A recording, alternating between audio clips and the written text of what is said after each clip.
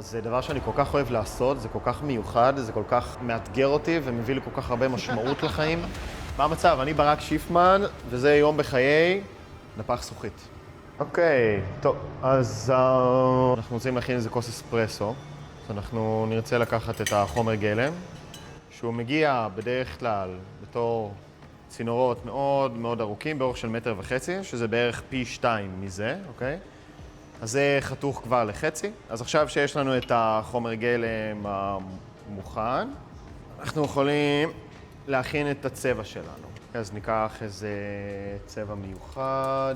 בואו ננסה את הצבע הזה, נראה איך הוא יוצא. צבע חדש שאני הבאתי. עוד דבר שאנחנו רוצים לעשות זה לקחת צינור זכוכית בשביל להכין את הידית של הכוס אספרסו. אוקיי, אז אני שם עליה פיח.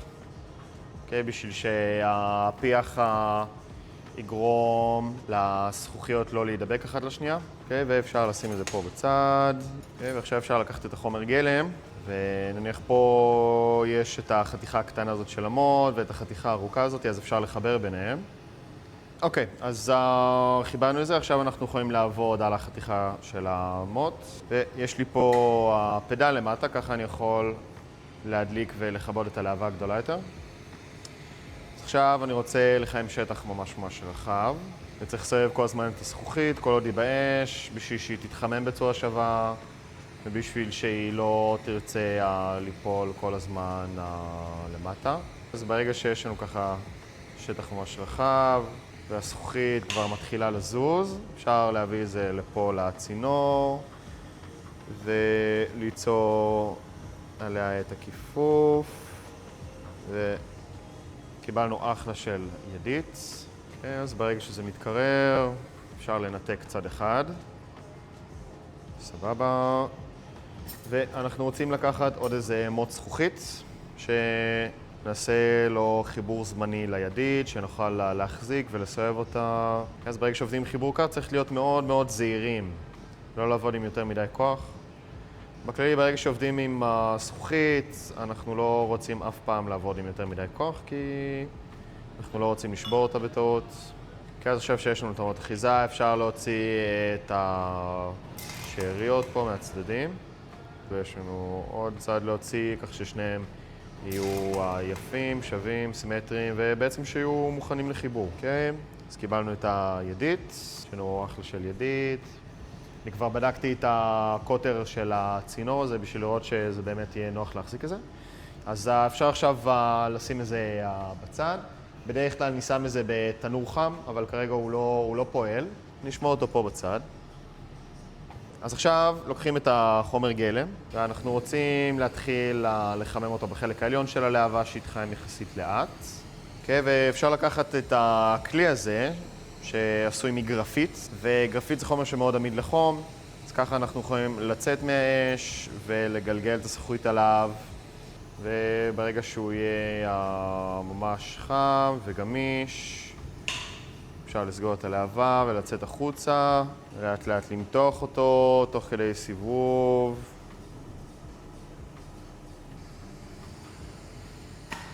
אוקיי, וננתק.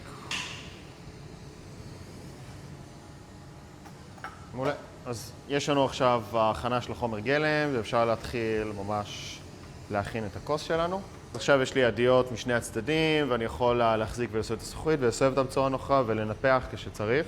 אני לוקח עכשיו את הזכוכית הצבעונית. אז אנחנו מחיים קצת את הצינור, מחיים הרבה את המוט הצבעוני. אנחנו מחיים את הזכוכית ומורחים קצת, ואז מנתקים. נביא פה כל מיני מריחות, ככה שיהיה מעניין. אז עם הזכוכית צריך לעבוד עם הרבה אסרטיביות, עם חום, עם כוונה, עם הרבה עדינות, מודעות, נוכחות.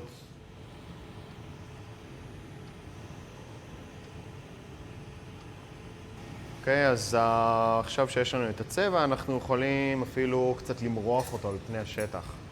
לעשות את זה ממש מעניין. אז אני מחיים הרבה את הנקודה הזאת, ואני לוקח מוט זכוכית אחר, ועכשיו אני יכול קצת לערבב את זה על פני השטח. אוקיי, אז הנה זה שם, נעשה את זה עכשיו קצת יותר למטה.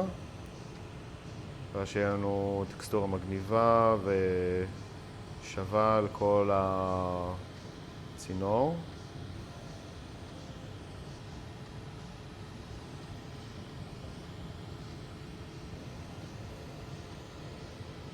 וכמעט סיימנו את המריחות. השלב הבא יהיה לחמם את הכל ולהמיס את הכל פנימה, שיהיה שווה בעובי ובצורה. מדי פעם צריך כזה לחמם את הכל, שלא יקבל סדקים. וזה הכל, מרחנו את כל פני השטח, אבל זה נראה קצת מוזר. אז צריך להמיס את זה עכשיו פנימה. אז אתם צריכים לסובב את הזכוכית שהיא תתחמם שווה ושהיא לא תיפול למטה. מדי פעם אפשר קצת לנפח אותה. כמובן לא יותר מדי, שזה לא יהיה דק מדי. אני לא נושף, אני עושה מעין כזה דבר, כאילו לחץ עם הפה. סוג של... ממש בעינינו גם. אחלה. אוקיי, אולי אפילו קצת נקרב בין הידיים. ככה ליצור כבר את הצורה של הכוס. מעולה. אוקיי. סבבה. כבר אין לנו צורך באחיזה חלולה מהצד הזה. עכשיו נוריד פה קצת את הקוטר, שיהיה לנו אחלה של צורה לכוס. מצוין, ויש לנו אחלה של תחתית.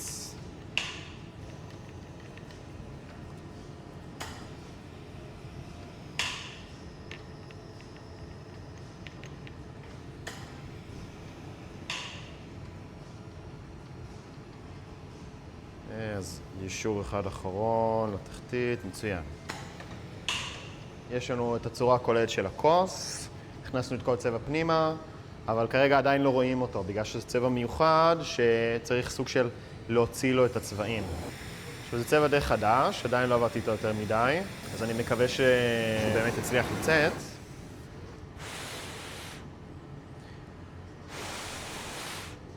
ממש בעדינות. בסדר, מקסימום נוסיף עוד איזה צבע מגניב מעל אחר כך. אוקיי, ואני הולך לקרוע פה את הקצה. מצוין. ועכשיו יש לנו חור, ואני הולך לאט לפתוח אותה, את השפה בצורה שווה, תוך כדי סיבוב והרבה עדינות. מדי פעם אני כזה אשטח פה את הקצה, שזה ייפתח ישר. ואני אעבור עכשיו לפינצטה הגדולה יותר. ועם הפינצטה אני יכול להיכנס קצת יותר פנימה ולהעלות את הקוטר שלה אפילו עוד יותר. ועוד פעם. מעולה, וזאת הכוס שלנו, אז עכשיו נותר רק לחבר את הידית שלה. עכשיו, בגלל שהצבעים שהנחתי הם די דלילים והם לא הצליחו לצאת, אני חושב שאני כן אוסיף לזה עוד צבע שזה יהיה ככה מעניין או מיוחד. אז אני הולך ליצור פה כל מיני נקודות.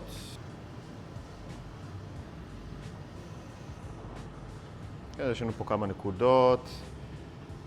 עכשיו צריך להמיס אותם קצת פנימה.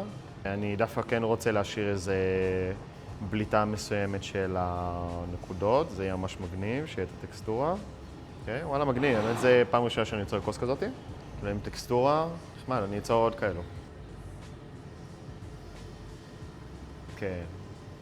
הנה, אנחנו רואים שזה נהיה כזה קצת אדמדם. אוקיי, ועכשיו חלק מאוד מאוד מגניב. אני יוצא מהאש, אני מותח, אני יורד מלמטה, מגיע מהצד ומגלגל תוך כדי סיבוב בשביל ליצור את הלולאה. אולי אפילו קצת עם גרפית. מעולה. אז הנה הכוס שלנו. אנחנו רוצים לשבור את החיבור הקר ולעשות פוליש מלמעלה. אוקיי, וזה הכל.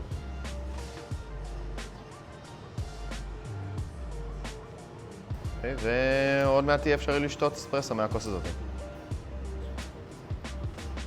ויש לא מעט דברים שאפשר לעשות, זה כל כך כיף. תכשיטים כמו כל מיני תליונים, טבעות, זה יכול להיות כוסות, כמו כוסות אספרסו, גביעים, כוסות לקידוש, יודאיקה, מזוזות, חנוכיות, כל מיני חלקים שמחברים למאדים חשמליים, קטרות ודבריגים לארצות הברית, יש לא מעט קהל שם.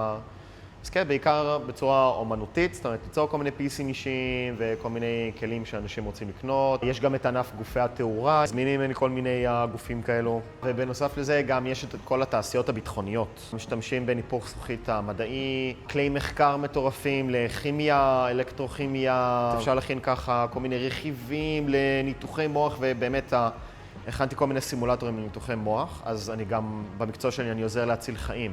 באמת, מלא דברים אפשר לעשות עם ניפוך זכוכית, ספציפית עבודות מבער, שזה מה שאני עושה.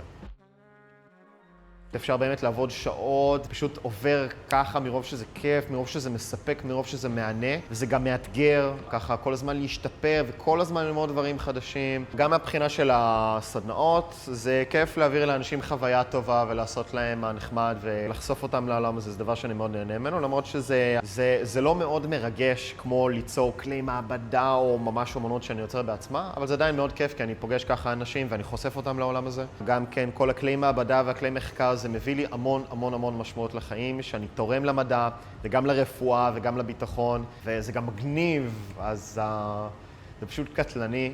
אני התחלתי בערך מלפני עשור, וכשאני חיפשתי איפה אפשר ללמוד את זה, היה רק את בצלאל בירושלים. צריך ללמוד שם כל מיני דברים, זאת אומרת, אם נרשמים למחלקה הקרמית, אני חושב שצריך להירשם לעוד איזה סוג של מחלקה, ובמחלקה הקרמית צריך ליצור גם קרמיקה וגם ניפוך זכוכית במבער וגם בכבשה, צריך לעשות כל מיני דברים וזה לא עניין אותי. אני רציתי אך ורק לעבוד עם המבער ואני ספציפית רציתי ליצור בעיקר כלי עישון, לא יכלו לספק לי את מה שאני רציתי. בסוף של דבר אני הגעתי לאיזה אומן פרטי שהוא העביר אותי מספר שיעורים. את רוב הידע ואת מה שאני יודע לעשות עם הזכוכית אני למדתי בזכות עצמי. אחרי מספר שנים שאני חקרתי את החומר גלם בעצמי וראיתי כל מיני סרטונים, השתפרתי והתחלתי לעבוד במפעל לניפוך זכוכית, ששם הוא הביא לי הרבה מאוד ניסיון, זאת אומרת העבודה שם והבעלים של המפעל שם. הזכוכית בטבע שלה היא חומר מאוד מאתגר.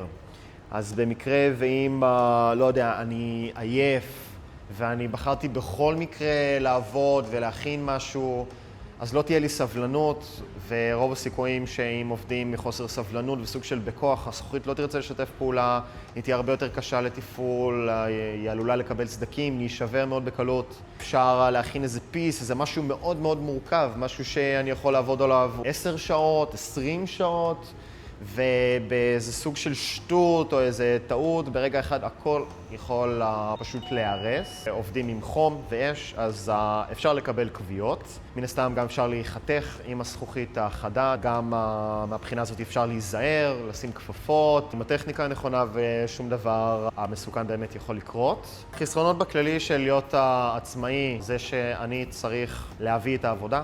אני צריך לשווק את עצמי בתור האומן, בן אדם שמכין האומנות ורוצה שיקנו אותה, אז אני צריך לצלם אותה ולערוך סרטונים ולהעלות, שזה לא כזה נורא. אז כל המוצר או תוצר שאני יוצר, זה על אחריותי למכור אותו.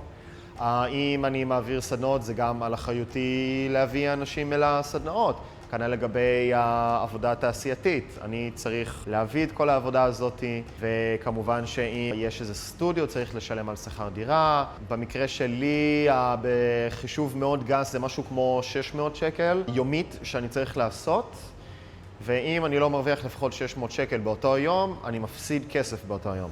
זה נכון שהענף הזה הוא מאוד מצומצם ונישתי בארץ. זאת אומרת, יש מעט מאוד בתי מלאכה וסטודיואים שעוסקים בזה, אבל לגמרי אפשר להיות שכיר בזה. הייתי עצמאי פרילנסר, אבל לפי שעה, ואני עבדתי שם במפעל הזה. וכרגע יש יותר ביקוש לפחי זכוכית שיכולים להעביר סדנאות. יש לא מעט ביקוש לזה, אנשים כל הזמן רוצים לעשות דברים מיוחדים וכיפים, להשיג את עצמם. גם בפן האומנותי, זאת אומרת, ליצור כל מיני פיסים אישיים וכל מיני כלים שאנשים רוצים לקנות, כל מיני אספנים. ואיך הם רוצים להכין תליונים, לוקח פלוס מינוס שנה להגיע לתוצאות באמת איכותיות. הם רוצים להכין כל מיני כלי מעבדה, כל מיני כלי עישון או כוסות, דברים מאוד מאוד פיין, דברים ממש אולטרה פרימיום. יכול לקחת בין 3 ל-5 או 10 שנים בשביל ממש להיות מקצוען עם הזכוכית. אני חושב שצריך שיהיו כמה שיותר אנשים שיעסקו בזה. יכול שיהיו יותר אומנים מכל סוג של תחום, זה מבורך. העולם יהיה הרבה יותר יפה, הרבה יותר מיוחד. גם כן, אני חושב שצריך שיהיו כמה שיותר אנשים שיעסקו בזה בפן המדעי, שיהיו יותר נפחי זכוכית שיעסקו בניפוח זכוכית מדעי, כי זה תורם לרפואה, זה תורם למדע, זה תורם לביטחון, אבל זה הכל. לא לפחד מלשים כסף על מה שאוהבים ומה שרוצים לעשות. כל דבר משמעותי כנראה יעלה לנו לא מעט כסף, ייקח לנו לא מעט זמן, השקעה, אבל הדברים האלו בסופו של דבר הם מאוד מספקים. איזה כיף. אני מקווה שהמיקרופון עבד.